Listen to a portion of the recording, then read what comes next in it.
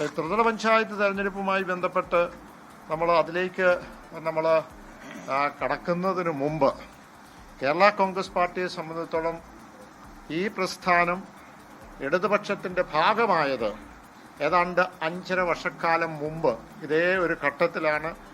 October മാസം പകുതിയോടുകൂടി 14-നാണ് എനിക്ക് തോന്നുന്നു നമ്മൾ ഇടതുപക്ഷത്തിൻ്റെ ഭാഗമായി മാറി. എന്ന് പറഞ്ഞാൽ പഞ്ചായത്ത് തെരഞ്ഞെടുപ്പിൻ്റെ ആ ഘട്ടത്തിനും പഞ്ചായത്ത് തെരഞ്ഞെടുപ്പിന് തൊട്ടു മുമ്പായിരുന്നു. ആ തെരഞ്ഞെടുപ്പിൽ നമ്മൾ നീക്കുപോക്കുകൾ നടത്തി. ഈ പ്രാവശ്യം പഞ്ചായത്ത് തെരഞ്ഞെടുപ്പിൽ നമ്മൾ അതുപോലെ തന്നെ കൂടുതൽ സീറ്റുകൾ പല സ്ഥലങ്ങളിൽ ലഭിച്ചു. പക്ഷേ പല ജില്ലകളിലും നമ്മൾ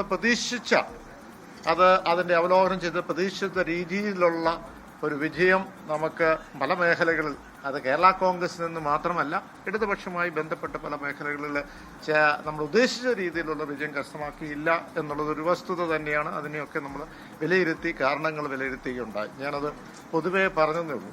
പക്ഷേ അതിനേക്കാൾ പ്രധാനം കഴിഞ്ഞ 5.5 വർഷക്കാലം കൊണ്ട് അല്ലെങ്കിൽ 5 വർഷക്കാലം കൊണ്ട് കേരള കോൺഗ്രസ് എന്തു ചെയ്തു, ഏത് തരത്തിലാണ് സർക്കാരിന്റെ കാര്യത്തിലും ജനങ്ങളുടെ കാര്യത്തിലും സോഷ്യൽ ഇഷ്യൂവിന്റെ കാര്യത്തിലും സാമൂഹിക വിഷയത്തിന്റെ കാര്യത്തിലും എന്തൊക്കെ ഇടപെട്ടു, എങ്ങനെയാണ് അതിന്റെ റിസൾട്ട് എന്നൊരു ഓഡിറ്റിംഗ് നടത്തണം എന്നുള്ള ഒരു കാര്യം ഇവിടെ അവതരിപ്പിക്കുകയുണ്ടായി, ഇവിടെ നേതാക്കന്മാർ പറയുകയുണ്ടായി.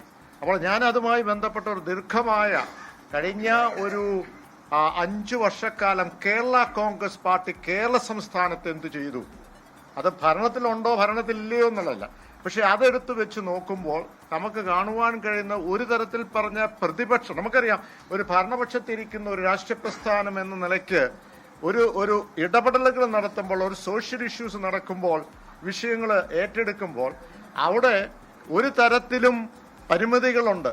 ഒരു തരത്തിലും ഭരണം നടത്തുന്ന ആ സർക്കാരിന് ഒരു എംബാരസ്മെന്റ് വരാതെ വേണം നമുക്ക് ഈ കാര്യം ചെയ്യാൻ, അല്ലേ?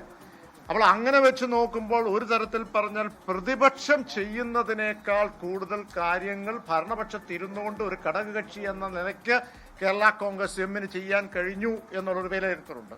അപ്പോൾ അതിലേക്ക് പോകുമ്പോൾ 100 കൂട്ടം കാര്യങ്ങളാണ്. ഞാൻ പറയുന്നത് ഇതൊരു സമരമോ അല്ലെങ്കിൽ ഒരു ആരോപണത്തിനെതിരായിട്ടുള്ള ഒരു പ്രതിഷേധമോ ഒന്നുമല്ല. പക്ഷെ കൃത്യമായി ഓരോ ജനകീയ വിഷയങ്ങൾ ഏറ്റെടുത്ത് അതിനൊരു പരിധിവരെ പരിഹാരം കാണുവാൻ കഴിഞ്ഞു എന്നുള്ളതാണ്.